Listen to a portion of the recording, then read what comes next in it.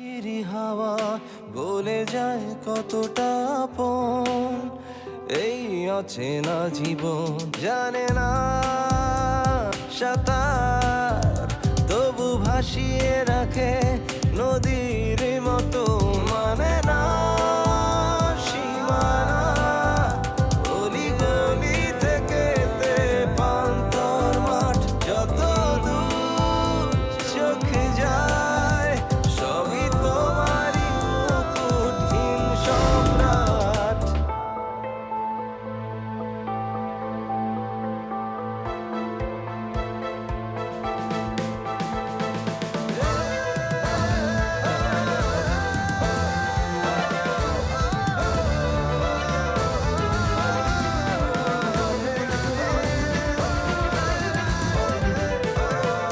ছোট ছোট ঢেউ ছুঁয়ে ছুঁয়ে যায় কেউ আসে না পলাতক আশা সন্ধ্যার মেঘমালা নিয়নে জ্বলা কিছু প্রতিশোধ সর্বনাশা অনামিশা ভেঙে বসে বারান্দায় তারায় তারায় হাট মানে না সীমানা অলি গলি থেকে পান্তর মাঠ যত দূর চোখে যায় সবই তোমারই মুকুটহীন সম্রাট।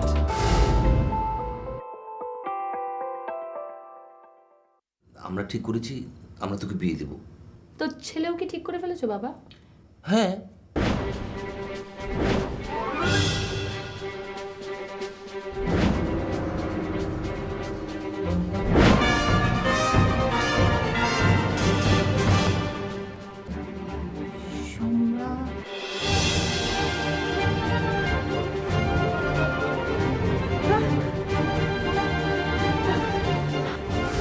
আপনাকে চিনতে পেরেছে? তার চেয়ে আপনাকে চিনতে পারলে হয়তো সুখকর কিছু স্মৃতি মনে পড়তো। হয়তো আমার চেয়ে অনেক বেশি আনন্দময় স্মৃতি আছে ওর আপনার সাথে। তাই কি? আর শিওর? আমি ওর বন্ধু ছিলাম, কিন্তু আপনি ছিলেন ওর কাছে সবচেয়ে কাছের একজন মানুষ, স্পেশাল মানুষ। আমার চাইতেও হয়তো আপনার জন্য ওর মনের ভিতরে অন্যরকম একটা জায়গা রাখা ছিল। আসছি এক কাপ চা। আরেকদিন। সেদিনও কিন্তু বাসার সামনে ড্রপ করে গেলেন, পরে মা আমাকে অনেক বকেছে। আমার জন্য না হয় আরেকদিন বকা খেলেন। আসি। ঠিক আছে, কিন্তু এটা কি আমার শাস্তি? না, আপনার শাস্তি এখনো দেওয়া হয়নি।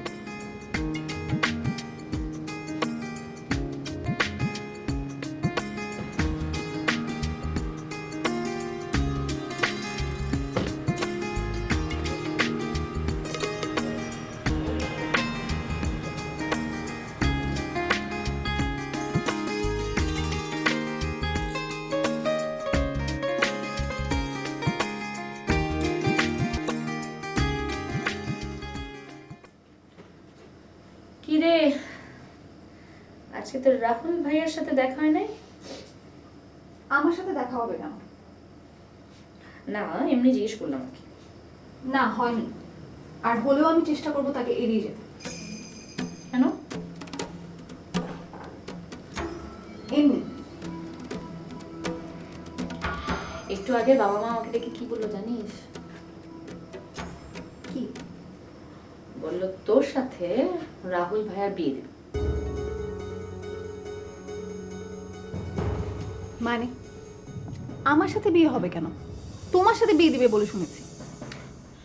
ও, তুইও জানিস? জানবো না কেন? আমি তো প্রথম দিনই বলেছিলাম রাহুল ভাই তোমাকে ভালোবাসে। আমাকে ভালো না বাসলে কি তুই ওকে ভালোবাসতি? কি বাজে কথা বলছো? তাহলে মা বাবার মাথায় এই চিন্তা আসলো কোত্থেকে? রাহুল ভাই বলেছে। কখন? আজ আজকে সে বাসায় এসেছিল? আমার সাথে দেখা হয়নি, মার কাছে শুনেছি। ও, তাহলে এই ঘটনা, তাই না? প্লিজ তুমি মাকে কিছু বলো না। তুমি রাহুল ভাইকে অ্যাভয়েড করছো জেনে মা তোমাকে ব্যাপারটা বলেনি। তবে রাহুল ভাইকে তারাও খুব পছন্দ করেছে। তুই পছন্দ করিসনি? আমি তো করেছি। তাহলে তো হলোই, তোর সাথেই বিয়ে দিয়ে দি। আবার ভালো হচ্ছে না কিন্তু। বাপরে, আমার বোন দেখি লজ্জাও পাচ্ছে। যাও তো, তোমার সাথে কিছু বলাও মুশকিল। তবে আপু, তোমাদের কিন্তু খুব মানাবে। তুমি প্লিজ রাজি হয়ে যাও না। কতদিন এই বাড়িতে কোনো উৎসব হয় না, তোমার বিয়েতে খুব একটা হই হুল্লোড় হবে। ঘোড়ার ডিম হবে। আপনি এটা কি করেছেন? দেখো, আমি স্বীকার করছি তোমাকে আগে বলা উচিত ছিল, কিন্তু কিন্তু আমার মনে হলো তোমাকে বললে তুমি রাজি হবে না। ঠিকই ধরেছে।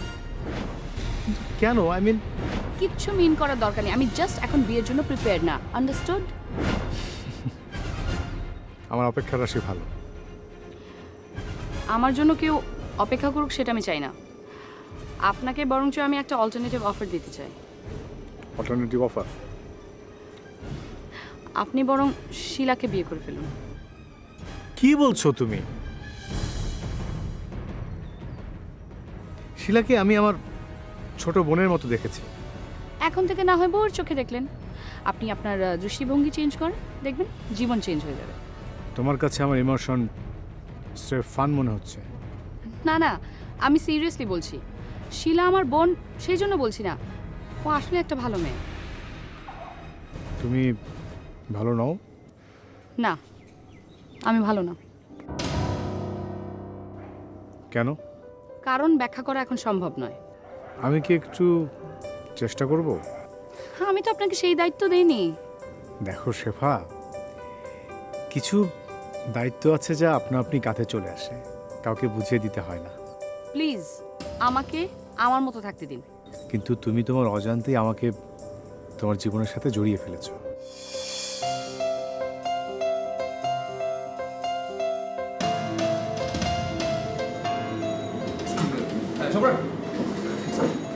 কেমন আছিস তো?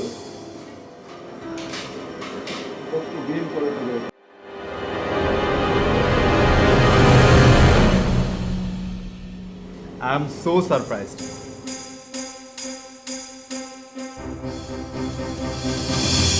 It's a deal. তুই যদি মেয়েকে আবার একা এই রিসোর্টে নিয়ে আসতে পারিস, তুই যা চাইবি আমি তোকে তাই দিব।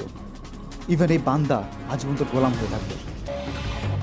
ওকে, আমি রাজি। ওকে, ঠিক।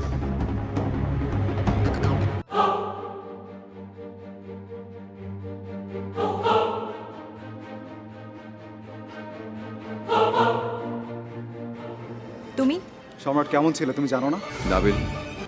দোস্ত প্লিজ আজকে বাধা দিবি না, এই মেয়েকে একটা শিক্ষা দিতে হবে। নাবিল, দোস্ত প্লিজ, ও আমার ভালোটা দেখেছে, খারাপটা দেখেনি। তোকে আমি খারাপটা দেখাবো।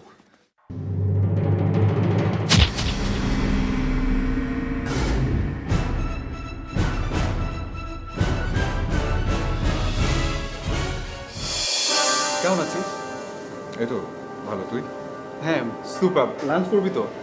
হ্যাঁ, ওই জন্য এসেছিলাম। আমাদের সাথেই কর না না, ইটস ওকে। প্লিজ, আয়।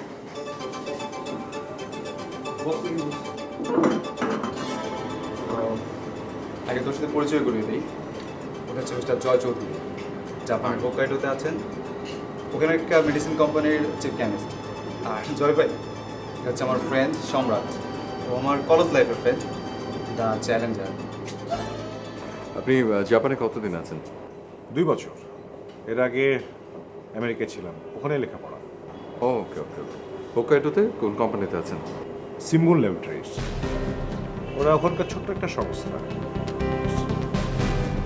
ওরা একটাই ওষুধ বানায়, টক্সিন প্রতিষেধক ফিট। দেখেন রাহুল ভাই, প্লিজ, আপনি এমডি স্যারের বন্ধু বলে এতদিন আমি আপনাকে কিছুই বলিনি, বাট আপনার এই অতি কৌতূহল, এই যে এই নেচারটা আমি আর নিতে পারছি না।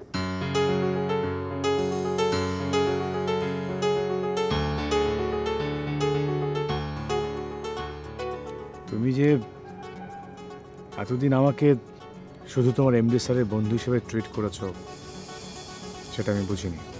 আচ্ছা আজ তো বুঝলেন, আশা করি আজকের পর থেকে এটা নিয়ে কোনো সিন ক্রিয়েট আর করবেন না। কিন্তু আমাকে তুমি কেন রিফিউজ করছো সেটার কারণটা তো বলবে। আচ্ছা কারণ তো আমি আগেই বলেছি ভাই, আমি এখন বিয়ে নিয়ে ভাবতে চাই না। শেফা, তুমি যেমনি একজন বুদ্ধিমতী মেয়ে, আমিও কিন্তু বোকা নই। তুমি এখন ভাবতে চাও না, ভেবো না, কিন্তু তুমি তোমার ছোট বোনের কথাটা বলে গন্ডগোল পাকিয়ে ফেললে। এর অর্থ দাঁড়ায় you are engaged with someone. ধরে নিন তাই।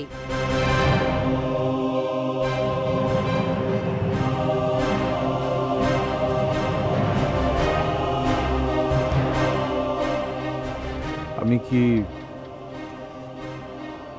জানতে পারি সে কে? আপনি তো একজন ক্রাইম রিপোর্টার, এরকম অনেক ধরনেরই টেকনিক আছে যেটা দিয়ে আপনি জানতে পারেন, সেভাবেই জেনে নিন।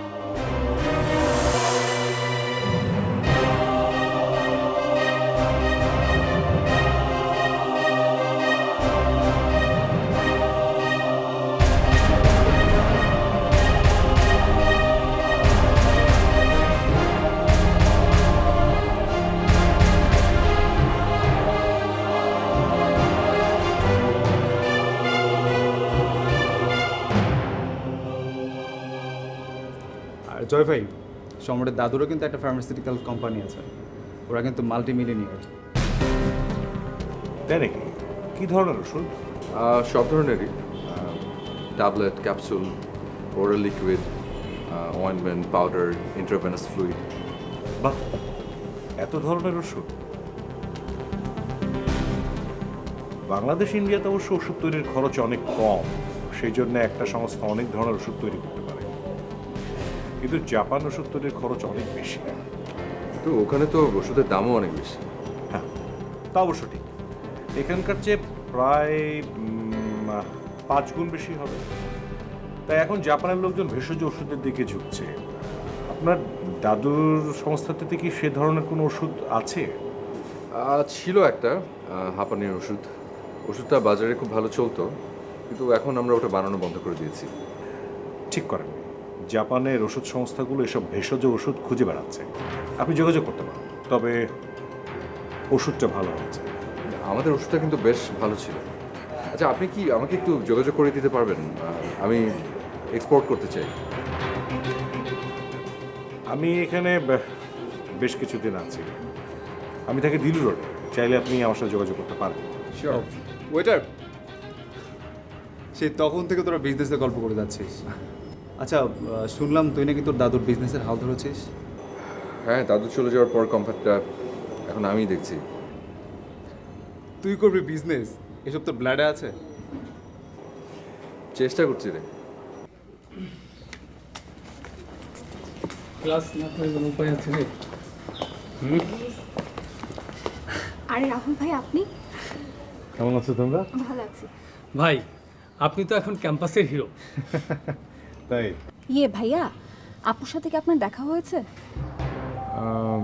হ্যাঁ, সে ব্যাপারে তোমার সাথে একটু কথা ছিল। আমার সাথে? ইয়ে, আমি তাহলে এখন আসি। আচ্ছা, কাল দেখা হবে। ওকে, আসি ভাইয়া। চলো আমরা কোথাও গিয়ে বসে কথা বলি। হ্যাঁ, শিওর।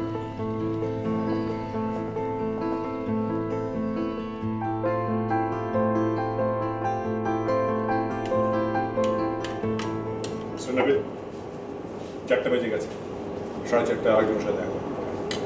আমি উঠি। Thank you. Thank you. Nice to see you. I'll call you. Bye.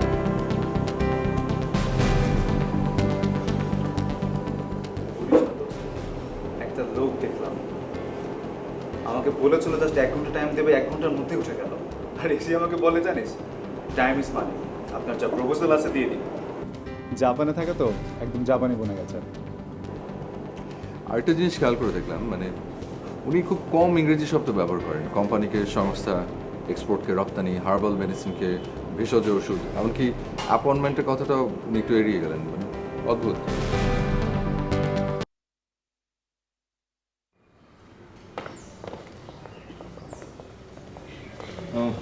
বসো।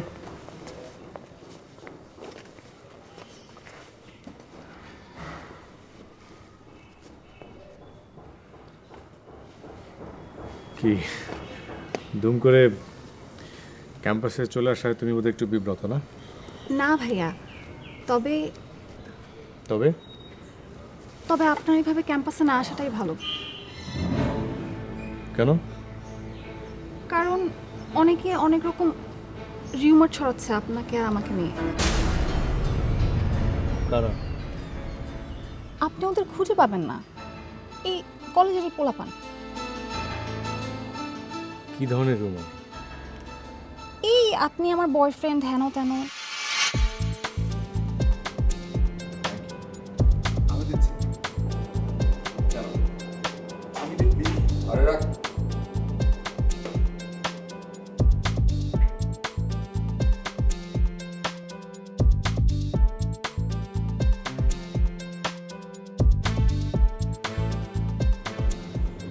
আমার উপর তোর এখনো রাগ পড়েনি না?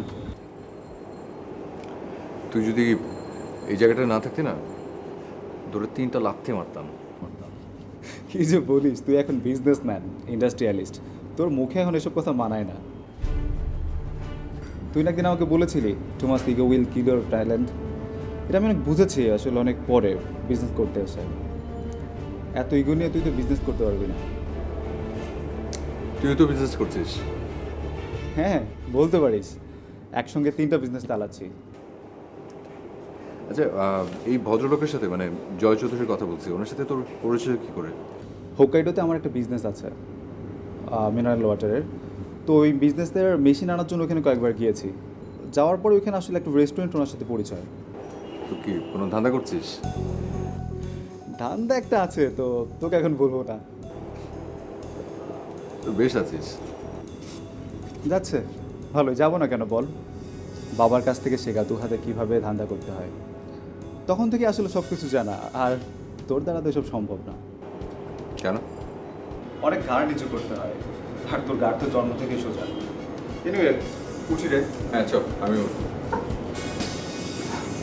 আচ্ছা নাবিল, তোর নিতুর কথা মনে আছে? কেন মনে থাকবে না? ওর জন্যই তো আজকে আমাদের ফ্রেন্ডশিপের এই অবস্থা। ওর জন্য না, তোর গর্তমের জন্য। বাদ দে না, পাস্ট ইজ পাস্ট। যতই পাস্ট হোক, এতটুকু মাথায় রাখিস যে পাপ বাপকেও ছাড়ে না। নিতু এখন কোথায়? পাগলা কারোতে।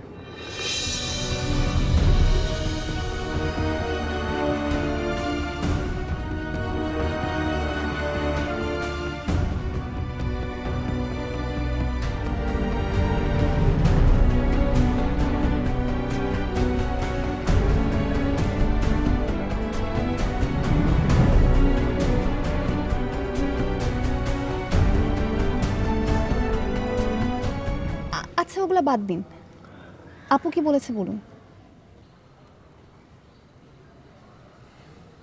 সে আমাকে বিয়ে করতে রাজি না। জানতাম। কিভাবে? আই মিন, ওর কি কোনো অ্যাফেয়ার আছে? না, তা হয়তো নেই। তাহলে আপনি সেদিন বলছিলেন না আপু আমাদের মতো না, ব্যাপারটা ঠিক তাই। আপুর চিন্তার গণ্ডিটা অন্যরকম, আমাদের সাথে কিছু মিলে না। আপু আসলে অনেক অ্যাম্বিশাস।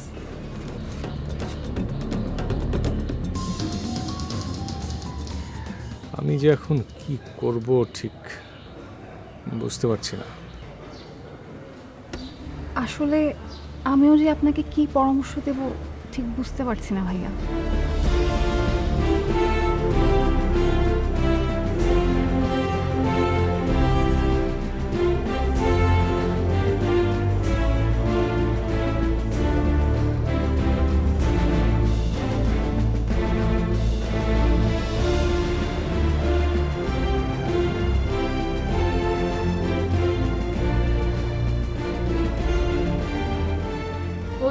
চায় আমি নিজেই বুঝতে পারি না। আপু বিয়েটা ভেঙে দিয়ে খুব খারাপ করলো। সেটা তুই আমি বুঝলে কি হবে, ওকে তো বুঝতে হবে। তুমি একটু বুঝিয়ে বলো না মা। রাহুল ভাইকেও খুব আপসেট মনে হলো। আসলে সে আপুকে খুব ভালোবাসে। আমি আর কি বলবো, সেদিন তোর বাবা বলল, আমি বললাম, সে মুখের উপর না করে দিল সে বিয়ে করবে না। আচ্ছা মা, আপুর কোনো পছন্দ আছে? সেটা আমি কি করে জানবো? তোরা একসাথে থাকিস, তুই জানতে পারিস না? আমি তো কখনো কিছু দেখিনি। তবে ছন্দা সেদিন বলল ওর বস সম্রাট ওর কথায় উঠা বসা করে। যদি তাই হয়ে থাকে, তার মানে আমি যে আশঙ্কা করেছিলাম তাই। কি? আপুর হাই অ্যাম্বিশাস মন, সে ভাবছে তার বসকে সে হাত করে ফেলবে। কি জানি, আমার আর কিচ্ছু ভাবতে ভালো লাগছে না। মা তুমি ওকে বোঝাও, পরে কিন্তু সে একুল উকুল দুকুলি হারাবে, এ আমি তোমাকে বলে রাখলাম।